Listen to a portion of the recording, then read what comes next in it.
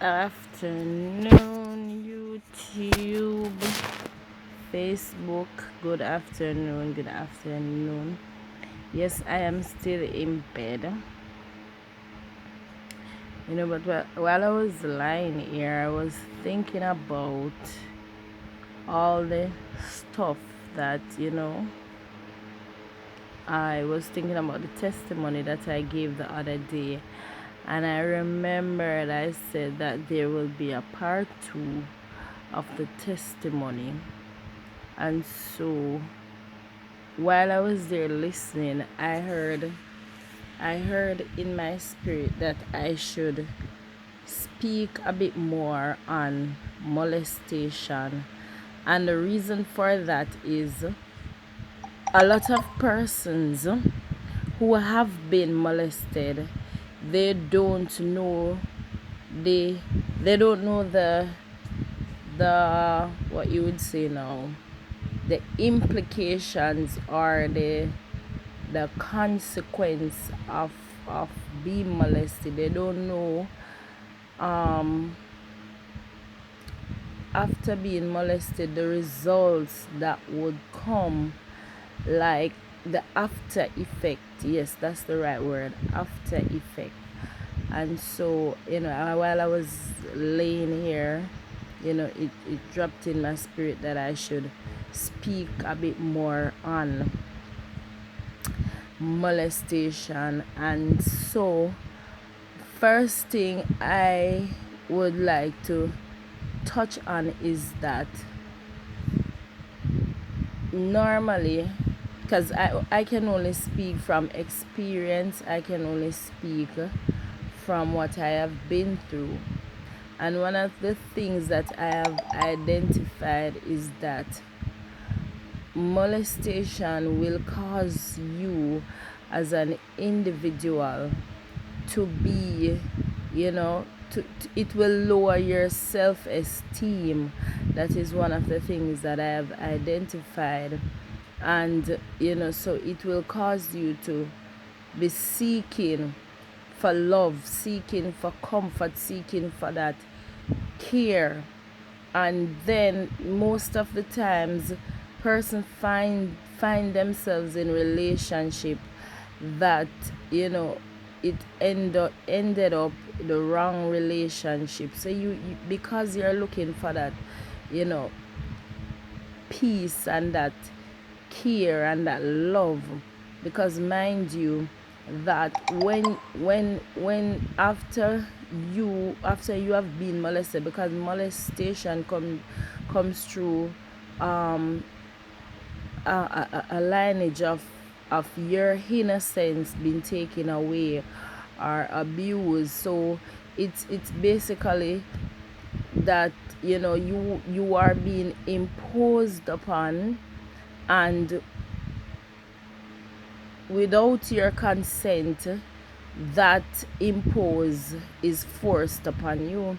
And so I have identified that it will cause you as an individual to feel less of a woman. And I think I can relate even to men, because men do get molested also. And so it allows you to feel less tough. Another thing that I have identified, it causes a lot of persons to live a promiscuous lifestyle. And so that is why one of the things why you find a lot of persons, they launch out into different areas of relationship, in terms of becoming a homosexual or a lesbian, or they are bisexual. These are some of the reasons. It triggers, that, like, it triggers something on the inside of you to it allows you not to value yourself anymore. So there is no self-worth. A lot of women, it lead them into a promiscuous lifestyle of selling their bodies. And some of them, they are doing it publicly, some of them, they are doing it privately. Trust me, it is a lot of different things that this thing, molestation, rape, all of these things, it leads to all types of lifestyle levity and promiscuity. And so, while I was here, I heard it strong in my spirit to touch on some of the signs and some of the behavioral pattern that this thing does to persons. And so most of the time you will definitely have to be someone who is strong will, or God choose to step in and to save you at that time, so you will not self-destruct. Another thing is that it will cause you to venture into doing other stuff, as I said in my video before now, that I found myself this self-destructing at one point in time. I started to smoke, I started to drink. So I was led to a place where I was looking for a channel to channel that hurt, that pain, that turmoil that was going on in my head. And so I thought that smoking, drinking was one of the right channel for me at that time, but it was not. I was not living a promiscuous lifestyle, but I I started having sex at an early age, at the age 14, as I said before. I started having sex early, and one of the things it also does, it forces you to enter into relationships, unhealthy relationships. And so, these are some of the signs that you normally see. You know Another thing, you will find yourself struggling with rejection. Even when you're not being rejected, you, because of where your mind is at, because of your innocence being taken away from you, because of your life being tampered with, it forces you into a dark place. And so I found that with myself, there were days that I was very, I was very unhappy. I was, depressed. Sometimes I got so emotional, I would just get up sometimes and I would just cry for no reason, and all of these things. And gradually, as I said, I started after I got saved. And this is when I start to realize, after I got saved, after the Lord found me, because I tell you what, when I got saved, I was not thinking nothing about getting saved. I was not thinking about going to church, nothing of the sort. And so God led me to, you know he led me down a path where I could not do nothing else but to just surrender. And so after I got saved, I started to search. I started to, go into searching, because before I got saved, I did not know myself. I did not know who I was. I did not know. I lost my identity because of what I have been through. And so after I got saved, Christ reroute me. He changed my story, and that pushed me to another level. And it forces me to want to know, who am I? Why am I here? What is my purpose here on this earth? And so I found myself, in at a place where I was just crying out to God, because by this time, I came to a place of knowing that God was the only source that I could turn to. And even as a child growing up, one of the things that I thought my mom did an excellent job in was to, even in her busy time on a Sunday, she would send us to Sunday school. Even if she's not coming, she would just ensure that we go to Sunday school, and I was a part of Sunday school. And there was this lady, her name is Miss Wilson. She has passed off now, God rest her soul. That woman had a heart for God. That woman would, she would come and she would carry persons to church, and she would come in the community and she would keep church with us. She would have Sunday school with us in the evenings. She would carry refreshments and all of those stuff. She would get stuff from overseas and she would just donate it out in the community. And that was one of the thing that I that I think that led me to Christ also, was the fact that my mom ensured that we had a level of understanding that there was a God. And so I think that kept me over the years, because as a little girl growing up, I remember one time I read the Bible. I read in the book of Revelation, I read it. And while I was there reading, a fear came over me. I don't know where that fear come from, but there was this fear that came over me. And guys, it's literally like I was saying, God, I know that there is a God. I know that there is a God. So I believe that that had played a part in me, not totally and completely self-destructing and so forth. Yeah, and yes, so these are some of the signs that you will see in a person, and it will cause you to, look down on yourself. It will cause you to feel less than. It will cause you will not know your worth. And so therefore, persons, even in relationship, you will be getting a certain level of treatment, and you think that, oh, it is okay for this man or this woman to be treating me like this or so forth. It's not.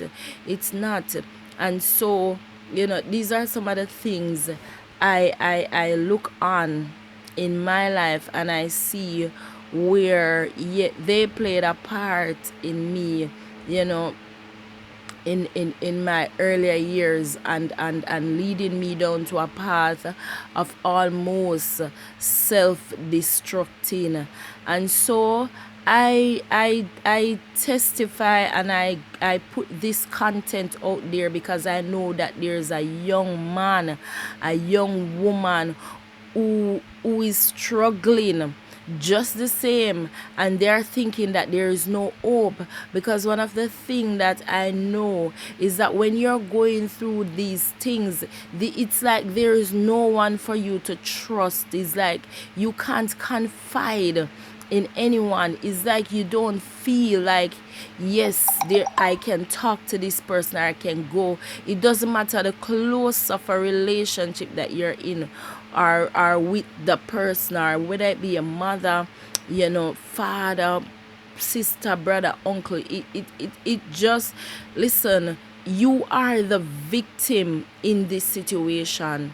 You are the victim. And because you are the victim, it causes you, the enemy has a way to trap your mind, to let you feel like, hey, you can't speak out, because if you speak out, there will be shame, there will be disgrace. People will say that you're lying. But I say to you today, that man, that boy, that girl, the devil is a liar. A lot of us, our minds are trapped in this situation. A lot of us, our minds are trapped, and we don't know how to get out. But I got out. God saved me. And so today I can testify about the goodness of God, and I can testify about these things. Another thing is, most of the times these things come through family members, close friends. These things come through relatives and close friends. And so I always like to encourage mothers to watch over their children. boy or girl, it doesn't matter, because a lot of our young men are becoming homosexual because of these things. They were molested, they were robbed, they were imposed on from an earlier age, and so they feel like after a time, it it does something to their inner man. It does something to their innocence. It takes away from them. And so a lot of times, after a time, a lot of them turn over to another lifestyle. They don't believe in a man and a woman. They believe in a man and a man and a woman and a woman, and so forth.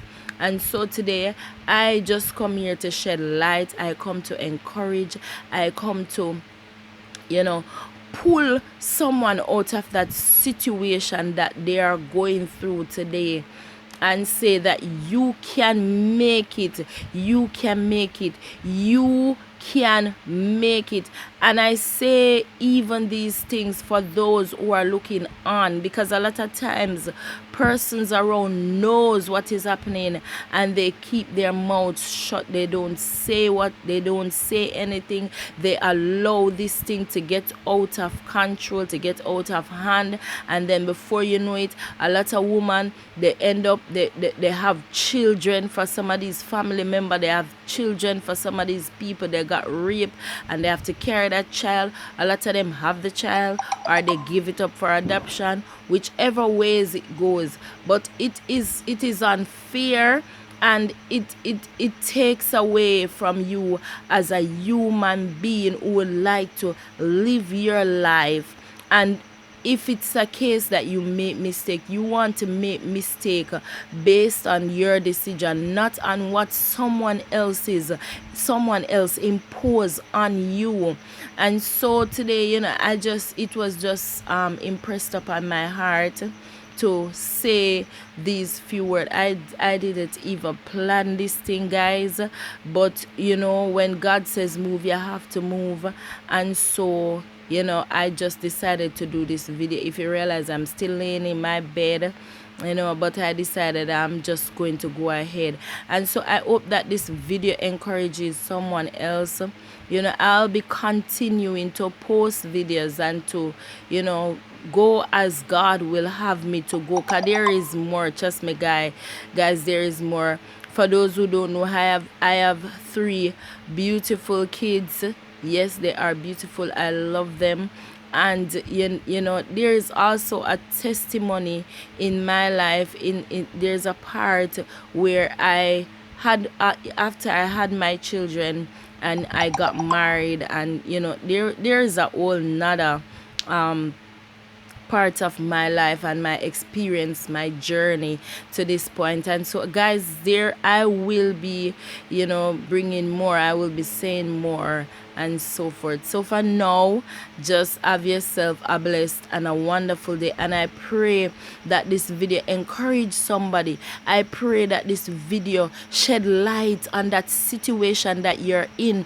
And if you're not in the situation and you know of someone who is in this situation, I pray that you will be that angel, you will be that guardian angel that God will use to help that person, to stretch forth a hand, to say something before it gets out of control. You will be saving a life. You will be helping someone from self-destructing. You will be doing what God would want you to do. And so I leave these few words with you. May the blessings of God be upon you. May the blessings of God overtake you. Remember to go over to my channel and to subscribe. My name on YouTube is Righteous King. Subscribe. I normally post on Facebook. If you happen to be going through your page and you buck up this video, please watch, like, subscribe, and share. Peace out. Love you all. Have a blessed day.